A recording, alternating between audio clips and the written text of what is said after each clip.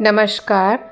आज मैं आप सभी को अनंत चतुर्दशी की पौराणिक कथा सुनाती हूँ। एक बार महाराज युधिष्ठिर ने राजसूय यज्ञ किया।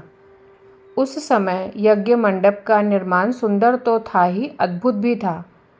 वह यज्ञ मंडप इतना मनोरम था कि जल व थल की भिन्नता प्रतीत ही नहीं होती थी। जल में स्थल तथा स्थल में जल की तरह प्रतीत होता था। बहुत सावधानी करने पर भी बहुत से व्यक्ति उस अद्भुत मंडप में धोखा खा जाते थे। एक बार कहीं से टहलते टहलते दुर्योधन भी उस यज्ञ मंडप में आ गया और एक तालाब को स्थल समझ उसमें गिर गया।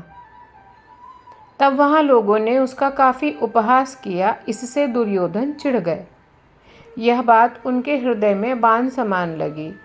उनके मन में द्वेष उत्पन्न हो गया और उन्होंने पांडवों से बदला लेने की ठान ली।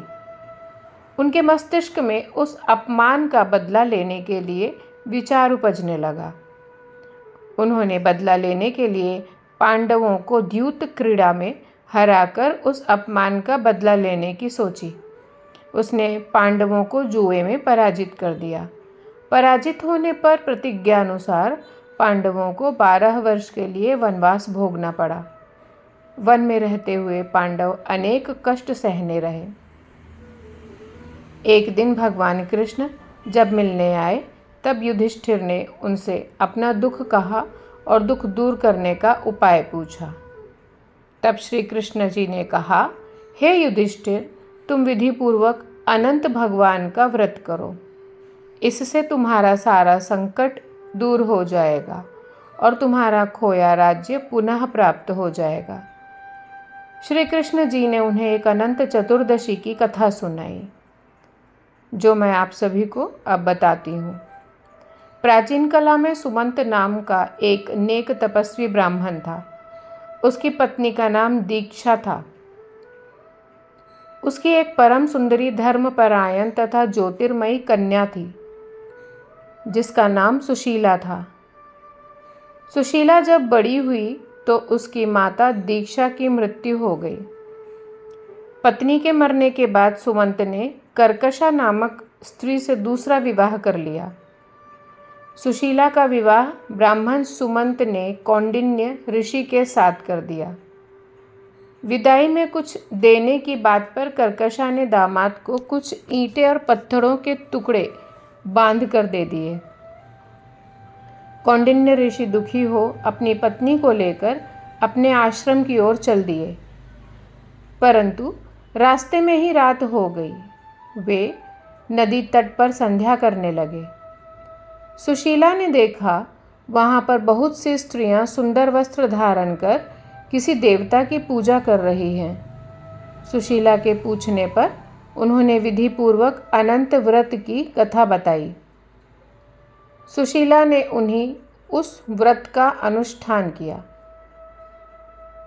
और 14 गांठों वाला डोरा हाथ में बांधकर ऋषि कौंडिन्य के पास आ गई।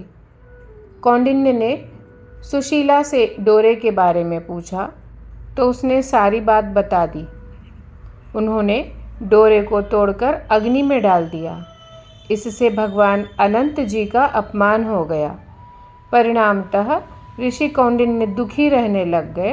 उनकी सारी संपत्ति नष्ट हो गई। इस दरिद्रता का उन्होंने अपनी पत्नी से कारण पूछा तो सुशीला ने अनंत भगवान का डोरा जलाने की बात कही। पश्चाताप करते हुए ऋषि कौंडिन्य अनंत डोरे की प्राप्ति के लिए वन में चले गए। वन में कई दिनों तक भटकते भटकते निराश होकर एक दिन भूमि पर गिर पड़े। तब अनंत भगवान प्रकट होकर बोले, हे कौंडिन्य, तुमने मेरा तिरस्कार किया था, उसी से तुम्हें इतना कष्ट भोगना पड़ा। तुम दुखी हुए, अब तुमने पश्चाताप किया है, मैं तुमसे प्रसन्न हूँ। अब तुम घर जाकर विधिपूर्वक अनंत व्रत करो। 14 वर्ष पर्यंत व्रत करने से तुम्हारा दुख दूर हो जाएगा। तुम धन्य धान्य से संपन्न हो जाओगे। कौंडिन्य ने वैसा ही किया और उन्हें सारे क्लेशों से मुक्ति मिल गई। श्री कृष्ण की आज्ञा से युधिष्ठिर ने भी अनंत भगवान का व्रत किया, जिसके प्रभाव से पांडव महाभारत के युद्ध में विजयी हुए तथा चिरकाल तक राज्य करते रहे। इस प्रकार की कथा आपको मैंने सुनाई जो अनंत चतुर्दशी से संबंधित थी। सुनने के बाद आप कमेंट करें कि आपको यह कथा कैसी लगी। नमस्कार, हरिओम।